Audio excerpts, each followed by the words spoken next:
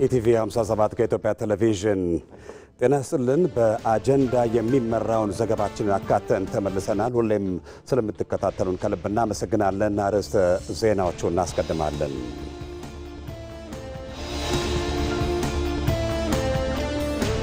የሎጂስቲክስ ሉዓላዊነታችንን በራስ አቅም የማረጋገጥ አዲስ ምዕራፍ ላይ ነን ሲሉ ምክትል ጠቅላይ ሚኒስትር ተመስገን ጥሩነህ ተናገሩ። ምክትል ጠቅላይ ሚኒስትሩ የእንዶዴ ደረቅ ወደብ ማስፋፊያና የኤምጂ እንዶዴ ባቡር መስመር ፕሮጀክቶችን ጎብኝተዋል።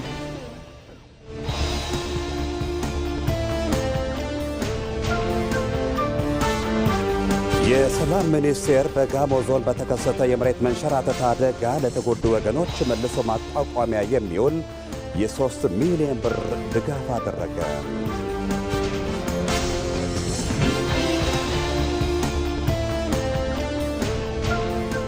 መንግሥት ሁሉንም የሃይማኖት ተቋማት እንደየሴቶቻቸውና አስተምህሯቸው በፍትሐዊነት እንደሚያገለግል የአዲስ አበባ ከተማ ከንቲባ አዳነች አቤቤ ገለጹ።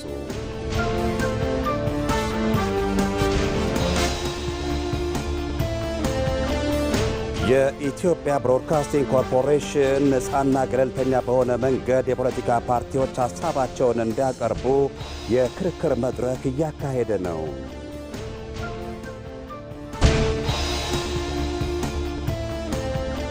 በስፖርት የአውሮፓ ቻምፒዮንስ ሊግ የጥሎ ማለፍ የመልስ ጨዋታዎች ዛሬ ይጀምራሉ። በተመሳሳይ 5 ሰዓት 3 ጨዋታዎች ሲከናወኑ ማንቸስተር ሲቲ በሜዳው ኢትሃድ ሪያል ማድሪድን የሚገጥምበት ይጠበቃል። ከዜናዎቹ ጋር ሰለሞን ጡ መልሳን ነኝ። አብራችሁን ቆዩ።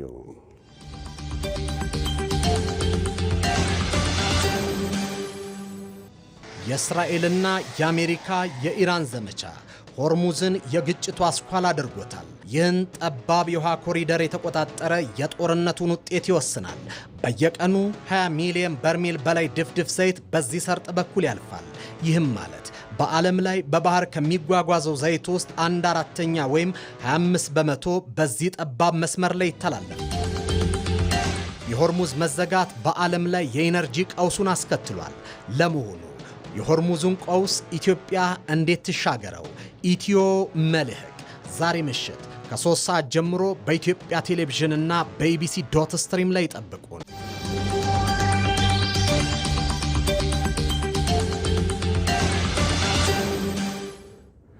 እንድትከታተሉት ከወዲሁ እንጋብዛችኋለን። ወደ ቀዳሚው ዜናችን ተሻግረናል። የሎጂስቲክስ ሉዓላዊነታችንን በራስ አቅም የማረጋገጥ አዲስ ምዕራፍ ላይ ነን ሲሉ ምክትል ጠቅላይ ሚኒስትር ተመስገን ጥሩነህ ተናገሩ። ምክትል ጠቅላይ ሚኒስትሩ የእንዶዴ ደረቅ ወደብ ማስፋፊያና የኤምጂ እንዶዴ የባቡር መስመር ፕሮጀክቶችን ጎብኝተዋል። ፕሮጀክቶቹም የኢትዮጵያ የኢኮኖሚ ሪፎርም በጠንካራ መሰረት ላይ የቆመ ለመሆኑ በተግባር ያረጋግጡ መሆናቸውን ምክትል ጠቅላይ ሚኒስትሩ ተናግረዋል።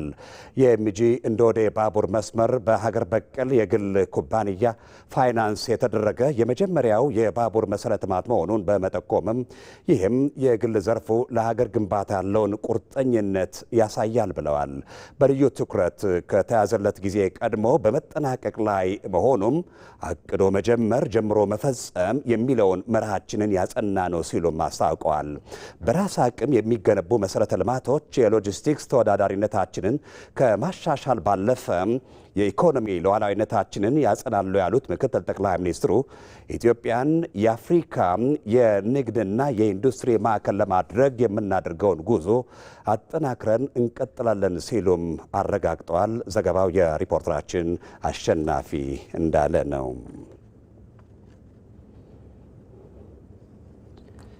ከዚሁ ጋር በተያያዘ ምክትል ጠቅላይ ሚኒስትር ተመስገን ጥሩነህ የእንዶዴ ደረቅ ወደብ ማስፋፊያና የኤምጂ እንዶዴ የባቡር መስመር ፕሮጀክቶችን ጉብኝት ምን ይመስል እንደነበር ተከታዩን ተንቀሳቃሽ ምስል አብረን እንቃኝ እስቲ።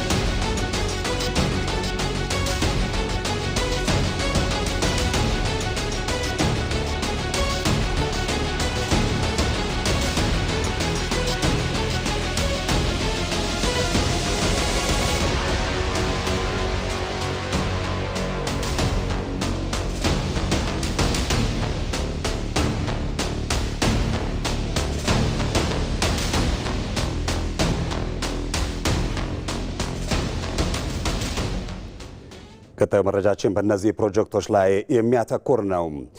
የእንዶዴ ደረቅ ወደብ ማስፋፊያና የኤምጂ እንዶዴ ባቡር መስመር ፕሮጀክቶች ሙሉ በሙሉ ሲጠናቀቁ የሚኖራቸውን አበርክቶና አሃዛዊ መረጃዎች ደግሞ ባልደረባችን አሸናፊ እንዳላዘጋጅቶታል። ኢትዮ ጅቡቲ ባቡር በሎጂስቲክስ ዘርፉ ከፍተኛ ለውጥ እያደረገባቸው ከሚገኙ ፕሮጀክቶች መካከል አሁን የምንገኝበት የእንዶዴ የደረቅ ወደብ ማስፋፊያ ፕሮጀክት ዋነኛው ነው። ጥቅምት 15 ቀን 2018 ዓ.ም ግንባታው የተጀመረው ፕሮጀክቱ 1.5 ቢሊዮን ብር ወጪ ይጠይቃል። ይህም ፕሮጀክት በ3 ወራት ለማጠናቀቅ የታቀደ ሲሆን በአሁኑ ወቅት የግንባታ ሂደቱ የማጠቃለያ ምዕራፍ ላይ ይገኛል። 98 በመቶ ስራውም ተጠናቋል። ፕሮጀክቱ ሲጠናቀቅ የኮንቴነር ጭነት የማከማቸት አቅምን በእጅጉ ከፍ ያደርገዋል። ይህም የነበረውን 1000 ኮንቴነሮችን ብቻ የማከማቸት አቅሙን ወደ 4500 ከፍ በማድረግ ትርጉም ያለው ለውጥ ያመጣል። የወጪና ገቢ የኮንቴነር ጭነት የማውረድና መጫን ላይም እንዲሁ ይወስድ የነበረውን ከ10 ሰዓት በላይ ጊዜ ወደ 30 ደቂቃ ዝቅ የማድረግ አቅም ይኖረዋል። በምዕራፍ 2 የሚከናወነው ፕሮጀክት ደግሞ የአፈር ማዳበሪያን ጨምሮ ብትን ጭነቶች የሚስተናገድበት የጭነት ማዕከል ነው። 1.4 ቢሊዮን ብር የሚፈጅ ሲሆን በ3 ወር ውስጥ ለማጠናቀቅ ታቅዶ እየተሰራ ነው። ይህም አፈጻጸሙ 22 በመቶ ደርሷል። ከዚህ በተጨማሪ በ560 ሚሊዮን ብር ወጪ የሚገነባው የባቡር ሀዲድ መስመር በእንዶዴ ደረቅ ወደብ ማስፋፊያ ፕሮጀክት ውስጥ እየተከናወነ ይገኛል። የአፈር ቁፋሮን ጨምሮ ለግንባታ አስፈላጊ የሆኑ ግብዓቶች እየተሟሉለት ሲሆን የካቲት 23 ቀን 2018 ዓ.ም ግንባታው መጀመሩ እናስታውሳለን። ይህም በ3 ወር ጊዜ ውስጥ የሚጠናቀቅ ሲሆን በቀናት ውስጥ በተሰሩለት ስራዎች 10 በመቶ ተግባራት ተከናውነዋል። በሌላ በኩል በእንዶዴ የጭነት ማዕከል እየተገነባ የሚገኘው አጠቃላይ መጋዘን የሎጂስቲክስ ዘርፉን ገቢና ወጪ ምርቶች በማከማቸት ከፍተኛ ሚና የሚኖረው የግንባታ ሂደት ነው። በ1.47 ቢሊዮን ብር የሚገነባው መጋዘኑ በ9 ወራት ውስጥ ለማጠናቀቅ እቅድ ተይዞለታል። በአጠቃላይ በሁለት ምዕራፍ እየተከናወነ የሚገኘው የእንዶዴ ደረቅ ወደብ ማስፋፊያ ፕሮጀክት የሎጂስቲክስ ዘርፉን በዋናነት የሀገራችንን ብትን ጭነት የማስተናገድ አቅምን በ4 እጥፍ፣ ጭነት የማውረድና የመጫን አቅምን በ7 እጥፍ፣ የኮንቴነር ማከማቻ አቅምን በ5 እጥፍ፣ መለስተኛና ከፍተኛ ተሽከርካሪዎችን የማስተናገድ አቅምን ደግሞ በ4 እጥፍ የማሳደግ አቅም አለው። ግንባታቸው ሙሉ በሙሉ ሲጠናቀቅ ኢትዮጵያ በዓለም ባንክ የሎጂስቲክስ አፈጻጸም ያላትን ደረጃ በእጅጉ ያሻሽላል። ሌላኛው ምክትል ጠቅላይ ሚኒስትር ተመስገን ጥሩነህ የጎበኙት ደግሞ ኤምጂ እንዶዴ ባቡር ጣቢያ አገናኝ የባቡር መስመር ፕሮጀክት ነው። ከአዲስ አበባ በቅርብ ርቀት የሚገኝ ወሳኝ የሎጂስቲክስ የመሰረተ ልማት ፕሮጀክት ነው። ፕሮጀክቱ የኢትዮጵያን የመልቲሞዳል ትራንስፖርት አቅምን ለማሳደግ ወሳኝ ተጨማሪ አቅም ይሰጣል ተብሎ ታስቦበታል። በ2.5 ቢሊዮን ብር ወጪ በኢትዮ ጅቡቲ ባቡር የተገነባም ነው። ፕሮጀክቱ በኢትዮጵያ የግል ኩባንያ ፋይናንስ ተደርጎ የተገነባ የመጀመሪያው የባቡር መሰረተ ልማት ሲሆን በአሁኑ ጊዜ በገላን ኢንዱስትሪ ዞን የሚገኘው ኤምጂ ኢንዱስትሪ ፓርክ በዓመት ወደ 550 ሺህ ቶን የሚደርስ የወጪና ገቢ ጭነት ያስተናግዳል። ይህ የወጪና ገቢ ግብዓት መጠን በሚቀጥሉት 5 ዓመታት ውስጥ ወደ 1,549,200 ቶንና በ10 ዓመታት ውስጥ ደግሞ ወደ 2 ቢሊዮን 79,000 ቶን ይደርሳል ተብሎ ይጠበቃል። ምክትል ጠቅላይ ሚኒስትር ተመስገን ጥሩነህም አጠቃላይ በጉብኝታቸው ያነሱት ሀሳብ ምንድነው? እነዚህ የተጀመሩ ስራዎች ጥራታቸውን ጠብቀው በተጀመሩበት ፍጥነት ሊጠናቀቁ እንደሚገባ ነው አቅጣጫ የሰጡበት።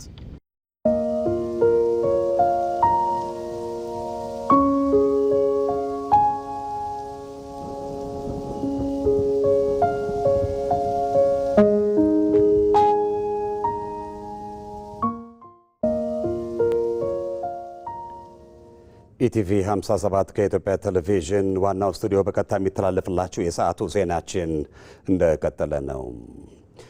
ቻይና በኢትዮጵያ በደረሰው የመሬት መንሸራተት አደጋ የተሰማትን ጥልቅ ሐዘን ገለጸች።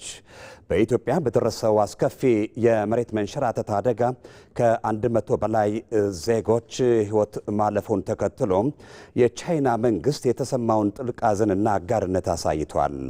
የቻይና የውጭ ጉዳይ ሚኒስቴር ቃል አቀባይ ሊን ጂያን በሰጡት መግለጫ በደረሰው አደጋ ለተጎዱ ወገኖች የቻይና መንግስት የተሰማውን ጥልቅ ሐዘን ገልጸው ለተጎጂ ቤተሰቦችም ልባዊ መጽናናትን ተመኝተዋል። ቃል አቀባዩ አክለውም በአደጋው የተጎዱ ነዋሪዎች ይህንን አስከፊ ወቅት በጽናት በማለፍ ፈርሰው የነበሩ መኖሪያዎቻቸውን በአጭር ጊዜ ውስጥ መልሰው እንደሚገነቡ ቻይና ሙሉ እምነት እንዳላት ገልጸዋል። ቻይና እንደ ኢትዮጵያ ፍላጎትና እንደ ሁኔታው አስፈላጊነት ለተጎጂዎች የሚውል ድጋፍ ለማድረግና ከአደጋው በኋላ ለሚከናወኑ የመልሶ ግንባታ ስራዎች አቅሟ የፈቀደውን ለማድረግ ዝግጁ መሆኗን ሊን ጂያን አረጋግጠዋል። ዘገባው የሲጂቲኤን አፍሪካ ነው።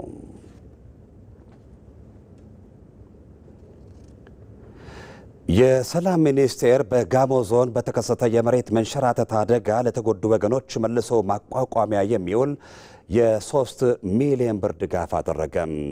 የሰላም ሚኒስትሩ መሐመድ እድሪስ እንደገለጹት ለመልሶ ማቋቋም የሚደረገው ጥረት ተጠናክሮ ይቀጥላል። ሁላችን በጣም ተሰምቶናል። ማህበረሰቡ የከፋውን ጉዳት ለመቀልበስ እና ለማድረግ ተጎጂዎችን ለማገዝ የተደረገው ርብርብ በጣም የሚደነቅ ነው። እንደሚታወቀው ከክቡር ጠቅላይ ሚኒስትራችን ጀምሮ የሀገራችን ሁሉም ከፍተኛ የመንግስት ኃላፊዎች የትኛውም የህብረተሰባችን ክፍል ከሰሜን እስከ ደቡብ ከምዕራብ እስከ ምስራቅ ጉዳይ በጣም አሳዝኖናል። ስለዚህ ነው እዚህ ቦታ በመገኘት ሀዘናችን የተሰማን ስሜት በመግለጽ ለዚህ ለመቋቋሚያ የሚሆን 3 ሚሊዮን ብር ድጋፍ አድርገናል።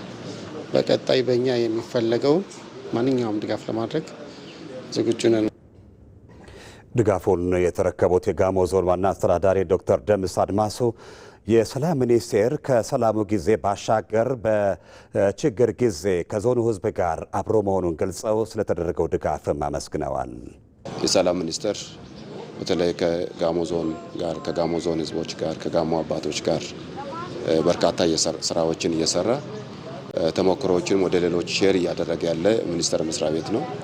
በሰላሙ ጊዜ ብቻም ሳይሆን አሁን በደረሰብን በጨለማ ወቅት ከኛ ጋር አብሮነቱን ስለገለጸ የጋሞ ዞን አስተዳደር ከፍ ያለ ምስጋና ለሚኒስቴር መስሪያ ቤቱ ያቀርባል።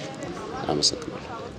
እንደ ሪፖርተራችን ተመስገን ተስፋዬ ዘገባ በአደጋው ምክንያት 125 ሰዎች ደብዛቸው የጠፋ ሲሆን እስካሁን የ81 ሰዎች አስከሬን ተገኝተዋል። በመሬት መንሸራተት አደጋው ከቤት ንብረታቸው የተፈናቀሉ ሴቶችን እና ወላጆቻቸውን በአደጋው ያጡ ሕፃናትን በልዩነት ለመደገፍ የደቡብ ኢትዮጵያ ክልል ሴቶችና ማህበራዊ ጉዳይ ቢሮ እየሰራ ነው። ቢሮው ለተጎጂዎች የሚሆን ከ1 ሚሊዮን ብር በላይ ግምት ያለው የንጽህና መጠበቂያ አልባሳትና የቤት ቁሳቁስ በመጀመሪያ ዙር ድጋፍ አድርገዋል። የቢሮ ኃላፊ ካሰች ኤልያስ በእንደዚህ አይነት ወቅት ሴቶችና ህጻናት ተጨማሪ ጉዳት እንደዚሁም ጥቃት ሊደርስባቸው እንደሚችል ጠቅሰው መሰል ችግሮችን ለማቃለል የሚረዳ ድጋፍም አድርገናል ብለዋል። የተለያዩ ድጋፍ ይዘን የመጣ ነው። የመጀመሪያው አልባሳት ነው። አልባሳት ለህፃናት የሚሆን አልባሳት፣ ለአረጋውያን የሚሆን አልባሳት፣ ለሴቶች የሚሆኑ አልባሳቶች ናቸው። ሌላው የንጽህና መጠበቂያ ነው። የንጽህና መጠበቂያ ያው ሴቶች ሴት እንደመሆናቸው መጠን ከሚኖሩበት አካባቢ ወደ አይዲፒ ማዕከል ሲገቡ ብዙ ባዮሎጂካል ፋክተሮች ይኖራሉ። ለዚህ የንጽህና መጠበቂያ ያስፈልጋቸዋል። ከዛ ውጪ ዲግኒቲ ኪት አለ። የዲግኒቲ ኪት ሙሉ ለሴቶች የሚያስፈልገውን የያዘ ኪት ነው። ያው የሚኖሩት ገጠር አካባቢ ከመሆኑ ጋር ተያይዞ መብራትም ስለሌለ ምሽት ላይ ያው አብረው ሲኖሩ በብዙሃን መሀል ስለሚያድሩ ምሽት ላይ ውጭ መውጣትም ሊያስፈልግ ህፃን ልጅ ላይ ያዙት ተጨማሪ በርድን ስለሆነ ሙሉ የሚያስፈልጉ ግብአቶችን የያዘ ነው ኪቱ። ኃላፊዋ አክለው እንደገለጹት ቢሮ ተጨማሪ ድጋፍ የሚፈልጉ አረጋውያንን፣ ሴቶችንና ህጻናትን በቁጥር ለይቶ ቀጣይነት ያለው ድጋፍ ለማድረግ አስፈላጊ ዝግጅት አድርጓል። በዚህ ሂደት ነፍሰ ጡር ሴቶችና ወላጆቻቸውን በአደጋው ያጡ ተጎጂዎች ልዩ ድጋፍ እንዲያገኙ ይደረጋልን ብለዋል። ነፍሰ ጡር እናቶችን ለይተናል። አጥቢዎችንም በዛ መልኩ ነፍሰ ጡሮች ሊወልዱ የተቃረቡ ካሉ በተለየ ቦታ ሆኖ ልዩ እንክብካቤ እንዲደረግላቸው ለይተናል። ህጻናትም በዛ ልክ ደግሞ በየእድሜያቸው ክልል ያሉት ጉዳት የደረሰባቸው በተለይ አባት እናት ያጡ ህጻናት አባት እናት ያጡ ሆኖ ደግሞ ሁለቱንም ያጡ ግን በተቋጥሮ ዝምድና በቅርበት ልጆቹን የሚያግዝ ቤተሰብ ካለ የማሰስ ስራ እየሰራ እንገኛለን ማለት ነው። በዚህ አባትና እናት ላጡ ልጆች በቋሚነት እስከሚያገግሙ ድረስ ጉዲፈቻ አድርገን ልጆቹን ወስዶ የሚያሳድግ ወላጅ እስከሚገኝ ድረስ ልጆቹን የሚደግፉ ናኒዎችን ቅጥር እንፈጽማለን። ለጤና ሁኔታ ደግሞ የሚከታተሉ ሶሻል ወርከሮችንም ቅጥር ለ6 ወር ውል ገብተን ቅጥር እንፈጽማለን። በዚህ መልኩ የገጠማቸውን ችግር አገግመው መደበኛ ህይወታቸውን እስከሚመሩ ድረስ እንደ ቢሮአችን ድጋፋችን ይሄ የመጀመሪያ ነው። አጠናክረን አሁንም እንደምንቀጥል ለመንገር ለማሳሰብ ፈልጋለሁ።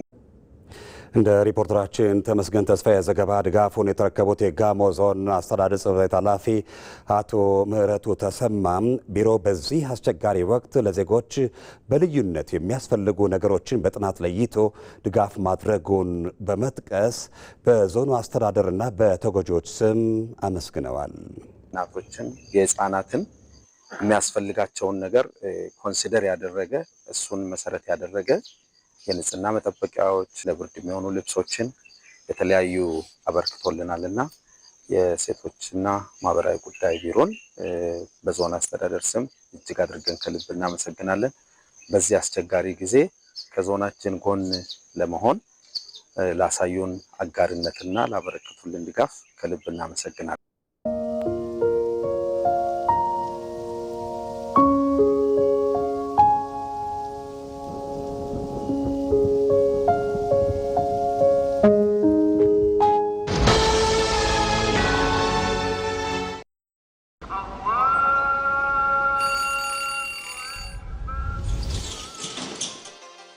እነሆ ቸርነትና መተሳሰብ የሚጸናበት አንድ ሆነን የፈጣሪን ምሕረት የምንጠይቅበት ካለን አካፍለን አብሮነታችንን የምናጠናክርበት ልቦች የሚራሩበት እጆች የሚዘረጉበት የምንናፍቀው የረመዳን ወር መጣ።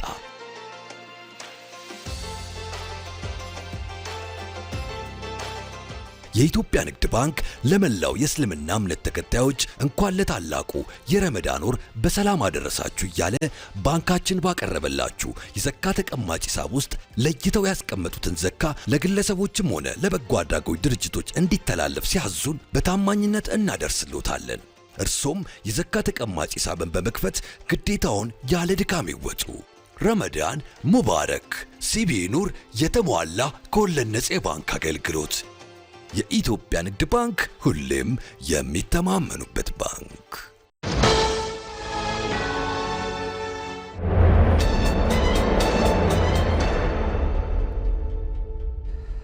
በአጀንዳ ወደሚመራው ዘገባችን ተሻግረናል። በኢትዮጵያም ለዘመናት ለዘለቁት ፖለቲካዊ አለመረጋጋቶችና ማህበራዊ መከፋፈሎች ዋነኛው መንስኤ ነጠላ ትርክት የሚፈጥረው ግጭት ነው።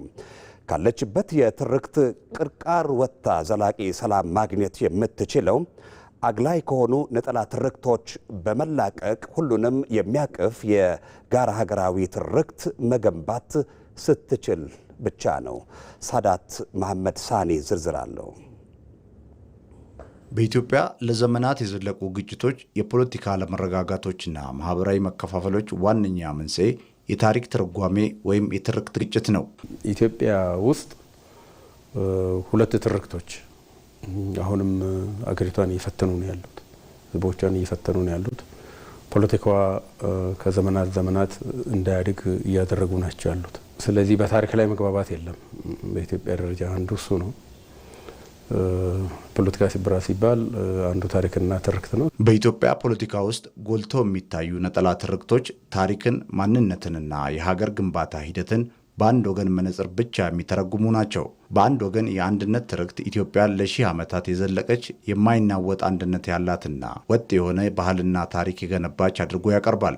የዚህ ትርክት ደጋፊዎች የሀገሪቱን ሰንደቅ ዓላማ፣ ሃይማኖታዊ እሴቶች፣ የቀድሞ ነገስታትን ገጽታ በታላቅ አክብሮት ይስላሉ። ነገር ግን ይህ ትርክት በሂደት ውስጥ የታዩ የብሔር ጭቆናዎችን፣ የቋንቋ መገለሎችንና የተለያዩ ማህበረሰቦች የደረሰባቸውን በደል እውቅና አይሰጥም በሚል ከሌላ ወገን ከፍተኛ ትችት ይቀርብበታል። ይሄ የበኩር ትርክት አስተሳሰቡ በአጠቃላይ አንድ ጠንካራ ሀገር እንዲኖረን በሚል ዓላማ አንድ ቋንቋ፣ አንድ ሃይማኖት፣ አንድ ባህል ለማድረግ የማስገደድ ልዩነትና ብዝሃነትን ቦታ የማይሰጥና የማይቀበል ብቻ ሳይሆን የኢትዮጵያን ተፈጥሯዊ ስሪት ብዝሃነት፣ የቋንቋ ብዝሃነት፣ የሃይማኖት ብዝሃነት፣ የብሔር ማንነት ብዝሃነት፣ የባህል የወግ የእሴት ብዝሃነትን የማይቀበልና የሀገር ስጋት እና ድክመት አድርጎ የሚቆጥር ነው። በተቃራኒው ደግሞ ኢትዮጵያን የብሔር ብሔረሰቦች እስር ቤት አድርጎ የሚስላት ትርክት አለ። ይህ ትርክት ታሪክን የሚተረጉመው በአሸናፊና ተሸናፊ፣ በጨቋኝና ተጨቋኝ መነጽር ብቻ ነው። በዚህ ወገን የሀገር ግንባታ ሂደቱ የጥቂቶች የበላይነት የሰፈነበትና የሌሎች ማንነት የተደመሰሰበት ነው። ምንም እንኳን ይህ ትርክት የተረሱ በደሎች ወደ አደባባይ ቢያወጣም በጋራ የገነባናቸውን አኩሪ ታሪኮች በማሳነስና ህዝቦች መካከል የጥላቻ ግድግዳን ይገነባል። እነዚህ ሁለቱ ትርክቶች ባልተስማሙባቸው ነጥቦች ላይ እኔ ብቻ ነኝ ትክክል በሚል እልህ ውስጥ በመግባታቸው በኢትዮጵያ ውስጥ መግባባት ጠፍቶ የጦርነትና የጥል መነሻ ሆነዋል። አንዱ የሚያከብረው ሌላው የሚረግመው፣ አንዱ የሚወደው ሌላው የሚጠላው የታሪክ ሰው ወይም ክስተት መፈጠሩ የዜጎችን ስነ ልቦናዊ አንድነት በትኗል። እነዚህ ሁለቱም ትርክቶች በኢትዮጵያ ላይ እስከዛሬ ድረስ ዋጋ እያስከፈሉ ይገኛሉ። የንብረት ውድመት፣ የዜጎች መፈናቀል፣ ያን ብቻ ሳይሆን በጦርነት የሰው ህይወት መቀጠፍ እያስከተሉ ይገኛሉ። በሀገራችን ሂር ኤንድ ዜር የምናያቸው እዛም እዚህም የምናያቸው ነገሮች የነዚህ መገለጫዎች ናቸው ማለት ነው። ሀገራዊ መግባባት ለመፍጠር አሁን ካለው የትርክት እስረኝነት መውጣት የግድ ይላል። ሁሉንም እውነታዎች በአንድ ማዕቀፍ ውስጥ ማቀናጀት፣ በወንድማማችነትና በመተሳሰብ ላይ በመመስረት የጋራ ትርክት መገንባት ግድ ይላል። የግለሰብና የቡድን መብትን በሚዛኑ የሚያይ ለሀገራዊ አንድነት ትኩረት የሚሰጥ በዛው ልክ ለብሔር ለብዝሃ ማንነትም ትኩረት የሚሰጥ በሚዛን የሚያይ አካታች የሆነ ለፉክክርና ለትብብር ሚዛን ያለው ሁሉን የሚያስተባብር ለሀገራችን ዘመኑን የዋጀ ለሀገራችን ፈውስ የሆነ ብሔራዊ ትርክት ብሔራዊ ገዢ ትርክት የውልነት የያዘ መሆን አለበት ብሎ ብልጽግና ያምናል። ከዚህ አኳያ በስፋት እየሰራ ይገኛል። ኢትዮጵያ የሁላችንም መሆኗን በተግባር ማሳየት፣ ቋንቋዎች፣ ባህሎችና እምነቶች በእኩልነት የሚታዩበት ሀገር መሆኗን በትርክት ደረጃ ማረጋገጥ ይገባል። እነዚህን ካረጋገጥም በኋላ ትርክቶች ከትላንት ቁርሾ ወጥተው ወደ ነገ ተስፋ መዞር አለባቸው። ድህነትን ማሸነፍ፣ የቴክኖሎጂ ባለቤት መሆንና ፍትሐዊ ስርዓት መገንባት የጋራ ትርክታችን ማጠንጠኛ ሊሆኑ ይገባል።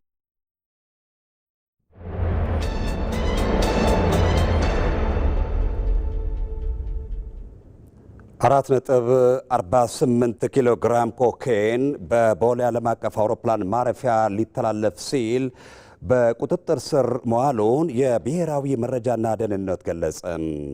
የብሔራዊ መረጃና ደህንነት አገልግሎት ለመገናኛ ብዙሃን በላከው መረጃ መነሻውን ናይጄሪያ ሌጎስ መድረሻውን ህንድ ባደረገ ተጠርጣሪ ሻንጣ ውስጥ ተደብቆ ሊያልፍ የነበረን 4.48 ኪሎ ግራም ኮኬን የብሔራዊ መረጃና ደህንነት አገልግሎት ከአቪዬሽን ሴኩሪቲ እና ከባለድርሻ አካላት ጋር በመቀናጀት ባደረጉት ጥብቅ ክትትልና ፍተሻ በቁጥጥር ስር ውሏል።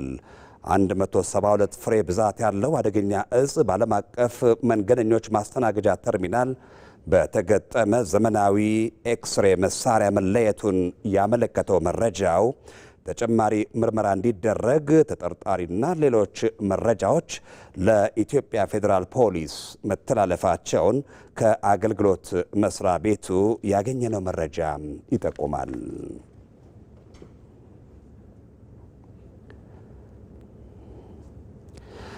መንግስት ሁሉንም የሃይማኖት ተቋማት እንደየሴቶቻቸውና አስተምህሯቸው በፍትሐዊነት እንደሚያገለግል የአዲስ አበባ ከተማ ከንቲባ አዳነች አቤቤ ገለጹ። እንደ ሌሎች ሃይማኖቶች ሁሉ የኢትዮጵያ ወንጌላውያን ካቶሊክና የሰባተኛ ቀን አድቬንቲስት ቤተክርስቲያናት በሀገር ግንባታ ሚናቸውን አበርክተዋል። ይመራደም ዝርዝር አለው።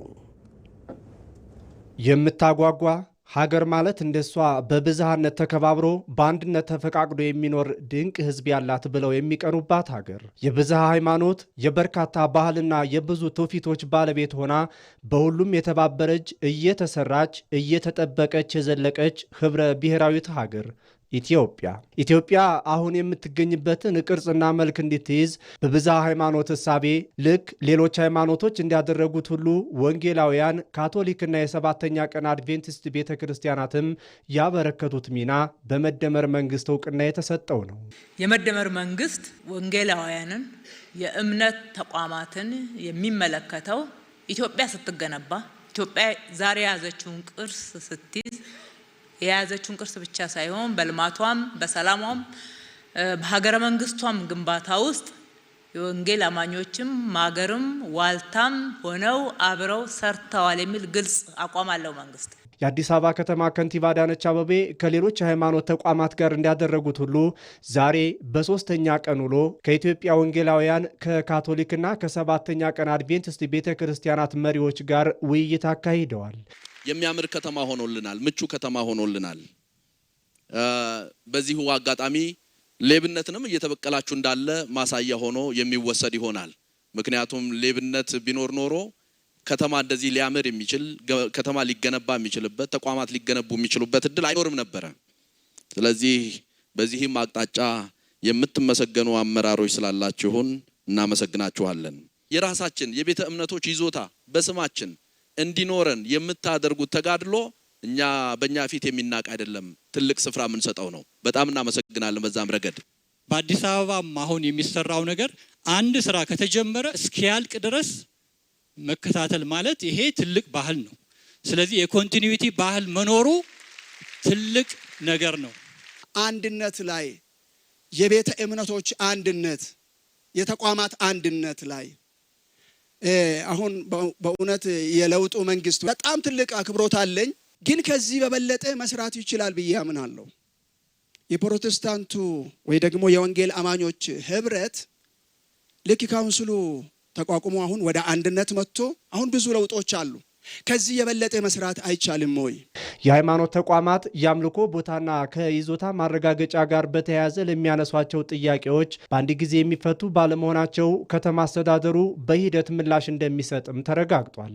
መንግስት ሁሉንም የሃይማኖት ተቋማት እንደየሴቶቻቸውና አስተምህሯቸው በፍትሐዊነት ያገለግላል ሲሉ ከንቲባ አዳነች አቤቤ ተናግረዋል። እኩል እናገለግላለን፣ በእኩልነት አይን እንመለከታለን ስንል ተቋምንም እንደ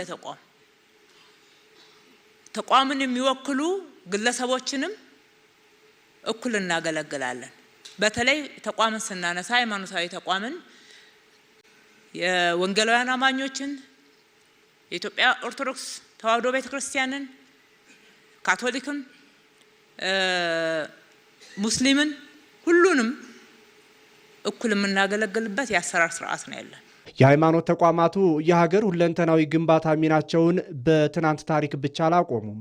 ይልቁንም አሁን መዲኗ አዲስ አበባ በምትሰራበት ሀገር በምትመራበት የአዲስ ምዕራፍ ጉዞም ተቋማቱ አሻራና ሚናቸውን እያኖሩ ቀጥለዋል። በዚሁ አካሄድ ለመልካም አስተዳደር መጎልበትና ህገወጥነትን በመከላከል ረገድ ለኢትዮጵያ ብልጽግና እንዲሁም ለብሔራዊ ጥቅም ይበልጥ በጋራ መቆም እንደሚገባም ከንቲባዋ ጠቅሰዋል። ለሚቀጥለው ስራ ጊዜያችን በሰላም በልማት በሀገረ መንግስት ግንባታ ህገወጥነትና አላግባብ የሚከዱ አካሄዶችን በመታገል አካባቢያችንን በማልማት በማጽዳት በመንከባከብ በመጠበቅ ለስራ ዜጎችን በማትጋት አብረን እንሰራለን።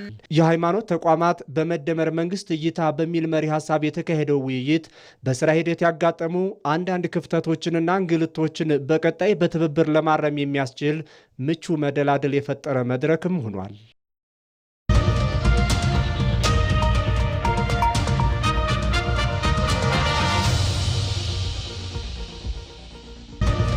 የኢትዮጵያ ብሮድካስቲንግ ኮርፖሬሽን የፖለቲካ ፓርቲዎች ሀሳባቸውን እንዲያቀርቡ የክርክር መድረክ አዘጋጅቶ ነፃና ገለልተኛ በሆነ መንገድ እያካሄደ ነው። ኢቢሲ እያካሄደ የሚገኘው የፓርቲዎች ሀሳብ ክርክር መድረክ በሕገ ደንብ የሚመራ ሲሆን ተከራካሪዎችም ከክርክራቸው አስቀድመው ውይይት ያካሂዳሉ። ብሩክታዊት አስራት ዝርዝር አላት። የኢትዮጵያ ብሮድካስቲንግ ኮርፖሬሽን የፖለቲካ ፓርቲዎችን ወደ ሀሳብ ሙግት ከመግባታቸው አስቀድሞ በዚህ መልኩ ውይይቶችን ያካሂዳል። ኢቢሲ በመድረኩ የሚቀርቡ ፓርቲዎች የፖሊሲ አማራጮቻቸውን እንዲያቀርቡ ከማድረግ ባለፈ ሕገ ደንብ አውጥቶ ክርክሩ በምን መልክ መካሄድ አለበት የሚለውን ለተሳታፊ ፓርቲዎች አስቀድሞ በውይይት በማሳወቅ እያካሄደ ይገኛል። የፖለቲካ ፓርቲዎች በክርክር ሂደታቸው ሕገ መንግስቱን ባከበረ መልኩ እንዲያካሂዱ፣ ምንም አይነት አኮሳሽ ሀሳቦች እንዳያነሱ ማድረግን ጨምሮ በሕገ ደንቡ ላይ ተቀምጧል። የሀገሪቱን ሕገ መንግስት ከሕገ መንግስቱ የተቀዱ ሌሎች ሕጎችን እንዲያከብሩ ይደረጋል ማለት ነው። ከዛ ባሻገር የኢትዮጵያ ብሮድካስቲንግ ኮርፖሬሽን ኤዲቶሪያል ፖሊሲ አለው። ኤዲቶሪያል ፖሊሲዎች ውስጥ የተከለከሉ ነገሮች አሉ።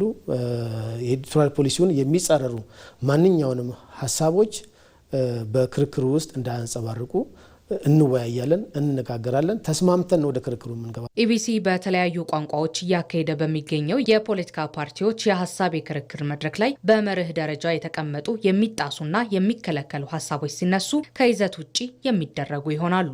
እውቅና ያላቸው ብሔሮች፣ ብሔረሰቦች፣ ህዝቦች እና ማንነቶች ጭምር በክርክር ውስጥ በተለያየ መልኩ የሚጠቀሱ ከሆኑ የክርክሩ አካል እንዲሆኑ ወይም አይፈቀዱም። በዚህ መሰረት ይህንን የምንጠብቀው አንዱ ይሆናል። ሁለተኛው በተከራካሪ ወገኖች መካከል ራሱ በሁለት ወገኖች መካከል ማንነትን፣ ዘርን የመሳሰሉት ነገር ተነስቶ ልዩነት ሊያሳዩ የሚችሉ ነገሮችን ካሉ የክርክሩ አካል አይሆኑም። ከአከራካሪ አንጻር መርህ ብለን ያስቀመጥናቸው ነገሮች አሉ። በምንም አይነት ወገንተኝነት ማሳየት አይቻልም ይላል። ይሄ ወገንተኝነት አሳይቶ ቢገኝ አየር ላይ እንዲውል አይፈቀድም። በተመሳሳይ ፖለቲካ ፓርቲዎችም ይዘው የመጡት ነገር ካስቀመጥናቸው መርሆች ጋር የሚጋጩ ነገር በተገኙ ጊዜ የተጣሰ ነገር ካለ ያው ከወዘት ውጭ ይደረጋል። የፖለቲካ ፓርቲዎች ሀሳባቸውን በነፃነትና በምቾት እንዲገልጹ ከቦታ መረጣ ጀምሮ የኢትዮጵያ ብሮድካስቲንግ ኮርፖሬሽን ለተከራካሪዎች እኩል የሰዓት ምጠና በመስጠትና ምንም ተጽዕኖ ባለመፍጠር በገለልተኝነት እየሰራ ይገኛል። ለፖለቲካ ፓርቲዎች ፍትሐዊ የሆነ ሰዓት መመደብ ማለት ነው።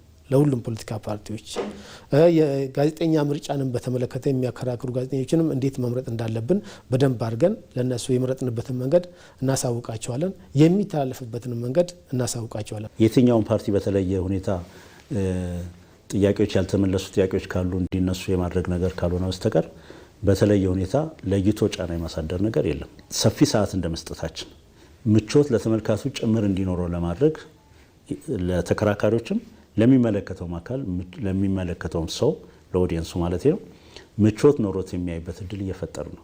እስካሁን በነበረው ሂደት ታዋቂ ፓርቲ በመሆናቸው አዲስ ፓርቲ በመሆናቸው ብዙ ደጋፊ ያላቸው ብዙ ደጋፊ የሌላቸው በሚል መስፈርት ሳይሆን ሀገር ለመምራት እንችላለን ብለው የተመዘገቡ ፓርቲዎችን በኩል ሰዓት ሰጥቶ እኩል መድረክ አመቻችቶ ነው ሀሳቦቹ እንዲከራከሩ ሀሳቦቹ እንዲፋጩ እያደረገ ያለው። በኢትዮጵያ ብሮድካስቲንግ ኮርፖሬሽን እየሞገቱ የሚገኙ የፖለቲካ ፓርቲዎች የየራሳቸውን የመወዳደሪያ ሀሳቦችና የሰነቁትን አማራጮች በዝርዝር በማቅረብ ለሀገር የተሻለና ተግባራዊ አማራጭ ይዞ መቅረብ ይጠበቅባቸዋል።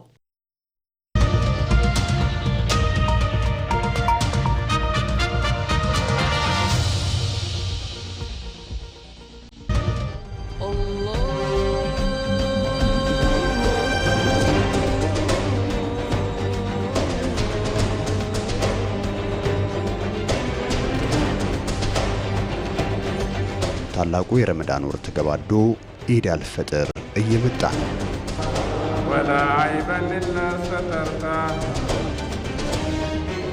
ህብረቱ ሲጠነክር፣ ጀማው ሲበረታ፣ ሀገር ምድሩ ያምርበታል።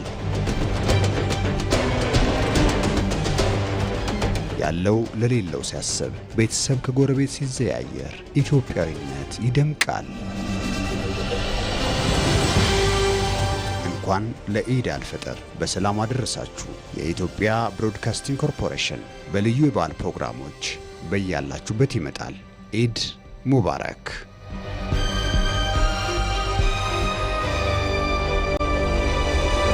በመጨረሻም ስፖርት። የአውሮፓ ቻምፒዮንስ ሊግ የጥሎ ማለፍ የመልስ ጨዋታዎች ዛሬ ይጀመራሉ። በተመሳሳይ 5 ሰዓት 3 ጨዋታዎች ሲከናወኑ ማንቸስተር ሲቲ በሜዳው ኢትሃድ ሪያል ማድሪድን የሚገጥምበት ይጠበቃል። ሁለቱ ክለቦች በሳንቲያጎ ቤርናቢው ያደረጉት ጨዋታ በሪያል ማድሪድ 3-0 አሸናፊነት መጠናቀቁ ይታወሳል። አሰልጣኝ ፔፕ ጋርዲዮላ ከ2014-15 የውድድር ዓመት በኋላ በአውሮፓ ቻምፒዮንስ ሊግ ጥሎ ማለፍ የመጀመሪያ ጨዋታውን ተሸንፈው ወደ ቀጣዩ ዙር አልፎ አያውቅም። በሊጉ ተከታታይ ነጥቦችን ጥሎም ከዋንጫው ፉክክር እየራቀ የሚገኘው ማንቸስተር ሲቲ ከማድሪድ ጋር ባደረጋቸው የመጨረሻ 4 የቻምፒዮንስ ሊግ ጨዋታዎች በ3ቱ ተሸንፏል። ሲቲ አዲስ የጉዳት ዜና የለውም። ሪያል ማድሪድ መጠነኛ ጉዳት ያለባቸውን ክሊያን ኢምባፔና ጁድ ቢሊንግሃምን ወደ ማንቸስተር ይዞ ተጉዟል። በሌላ መልስ ጨዋታ በመጀመሪያው ጨዋታ 1-1 የተለያየው አርሰናል ባየር ሊቨርኩሰንን በኤምሬትስ ያስተናግዳል። መድፈኞቹ በሜዳቸው እንደ መጫወታቸው አሸንፈው ሩብ ፍጻሜውን ይቀላቀላሉ ተብሎ ይጠበቃል። በመጀመሪያው ጨዋታም ከባድ ሽንፈት የገጠመው ቼልሲ ከፓሪስ ሰን ዠርማ ጋር የሚያደርገው ጨዋታም ተጠባቂ ፍልሚያ ሆኗል። በፓርክ ደ ፕሪንስ 5-2 ያሸነፈው ፓሪስ ሰን ዠርማ ውጤቱን ለማስጠበቅ ስታንፎርድ ብሪጅ ይገኛል። ሳይጠበቅ ውጤታማ የሆነው ቦዶ ግሊምት ከስፖርቲንግ ሊዝበንስ ጋር ምሽት 2:45 ላይ ይጫወታሉ። የኖርዌው ክለብ በሜዳ ያደረገውን የመጀመሪያ ጨዋታ 3-0 ማሸነፉ የሚታወስ ነው። ኢቲቪ 57 ከኢትዮጵያ ቴሌቪዥን ለሰዓቱ የተዘጋጁት ዜናዎቻችን እነዚሁ ናቸው። ሁሌም ከኛ ጋር ስለሆናችሁ ከልብ እናመሰግናለን። ሰለሞን ኡመ ልሳን ዜናዎቹን በመምራት ከስቱዲዮና ስርጭት ባለሙያዎች እንደዚሁም ደግሞ ከዜና አርታያን ጋር በመሆን ቆየው። በያላችሁበት ጤና ይስጥልን።